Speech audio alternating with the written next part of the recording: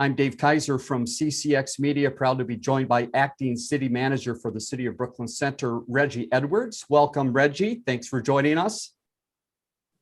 Thank you, Dave. It's good to be here. We wanted to take a few minutes, about 5 minutes, to update residents of the City of Brooklyn Center on some of the recent happenings, some of the resources available, and also some of the strategies from the city. Reggie, let's begin with some chronological talk about what has brought us to this point and what is happening as of today.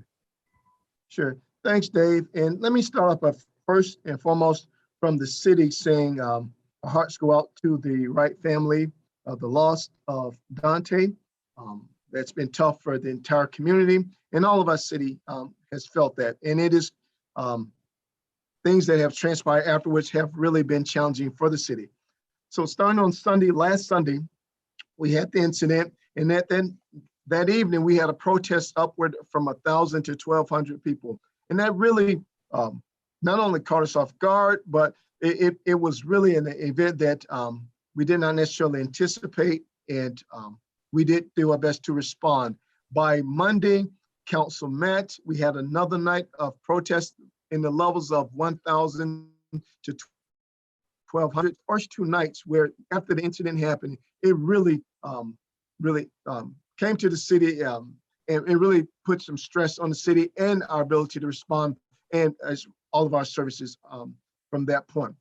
By Tuesday through Wednesday, that number had dropped significantly. We went from 1,000 to 1,200 down to about 300 or so, 350 tops as far as protesters for Tuesday, Wednesday, and Thursday. We knew that we were coming into a weekend and it was good weather, and also we're coming to the end of the Chauvin trial and anticipating that. So we thought we would spike back up. By Friday, we had hit a high. We went up to 600.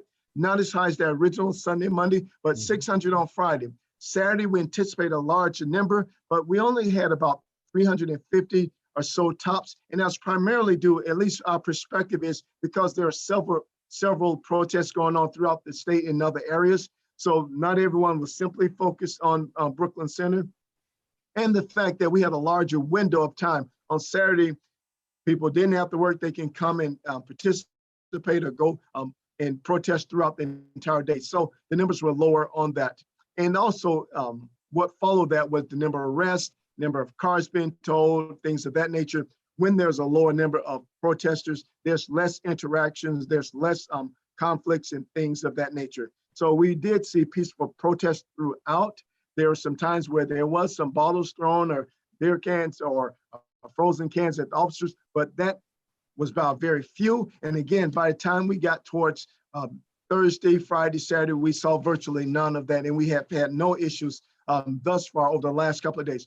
Since Sunday, Monday, and yesterday, we haven't seen crowds over 60 folks, 60 protesters at a time. So it's really become fairly small in the number of protesters, and the incidents have gone down significantly, and they have all been very peaceful and very quiet, if you will.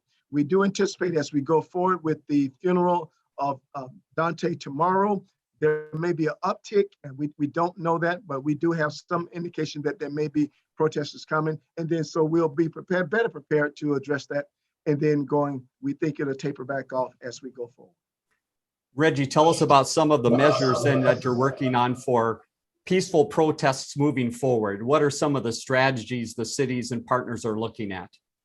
Well, that's been really critical for us. And we've worked with community and law enforcement and staff and brought community organizers and protest organizers together so that we can look at strategies that we may employ together in order to provide a safe place for people to protest, because we do want to provide a space where people can express their either anger or express their pain, which rightly so and understandable. So we want to provide a safe space to do that, but we want to do that in a way that protesters are safe, our police officers are safe, our buildings are safe and not destroyed, and the businesses are not destroyed. So a couple of measures we put in place. That first night, again, the first Sunday, Monday, I had a fence, a long line of police officers and protesters on one side, about 5 inches between their noses. That's not a good structure, not a good place to de-escalate. It's not a good strategy. So we learned as we went along. So a couple of things we put in place. We put a double fence in place, for example, with 5 feet in between them. And so that simply provided greater distance between protesters and law enforcement. Then we also went through our conversations with our community partners, had talked about having less of a police force out front would de-escalate protesters and create a more calming effect.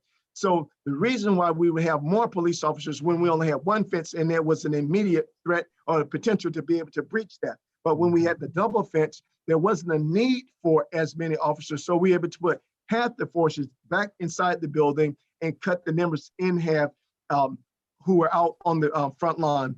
And so, and we no longer had that formation of shoulder to shoulder wall, very intimidating image, if you will. And then finally, by the third day of trying to change up that strategies, we went to maybe 14 police officers at best out front, and they were back along the walls. So there's maybe 60 feet between police officers and protesters. And then finally, we partnered with community groups that were out front on the other side that would talk with protesters. So if protesters was trying to prevent, trying to breach the fence, they would ask them to not do that, or if someone is throwing something, they would ask them not to do that, and also try to redirect them to say, question, if something was going on, can they redirect them to a resource or something that may help address the issue that they may be having? So we had human resources on the one side of the fence that were interacting with protesters and with police officers. We had the two fences with the space in between, and then we had virtually no police officers visibly up front to any great extent, and they were back along the wall. So there was literally no opportunity for there to be conflict and to be a escalating of issues between, or conflict between officers and protesters. So those are some of the measures that we put in place, and they were very effective. Again, in those last 4 days, we have had no issues as relate, although the numbers have dropped, but we have not had any altercations or issues between protesters and officers, and they have been able to protest peacefully in a safe and orderly way. Reggie, how about the strategy related to the curfew? How is that being handled by the city, and how might that be handled going forward? Sure, we have used the curfew, and particularly the times when we anticipated there would be larger protests. And having curfew is about being able to help people leave the city or area in an orderly way, so that we would not have chaos and we would not have harm, and then people would not be hurt. So we want to do that in an orderly way. There are several nights where we did employ the curfew, and it's also in conjunction with some other cities and areas that we're doing that, because people travel from city to city, and we want to ensure that they had safe travel and that they can actually travel out with some sense of conveniency.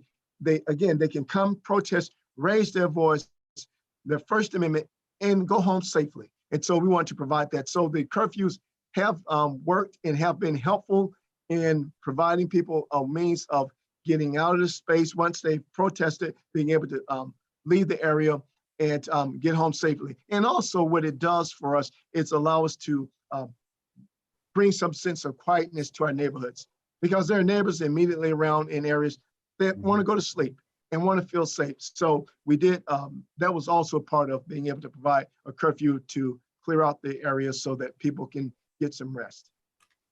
I understand one thing the City of Brooklyn Center has seen is a lot of groups reaching out to the city saying, we have resources that we want to figure out how we can help and how we can bring them to the city. What have you heard? And I understand you started to put together a list that will be helpful for residents. Tell us a little bit more about that.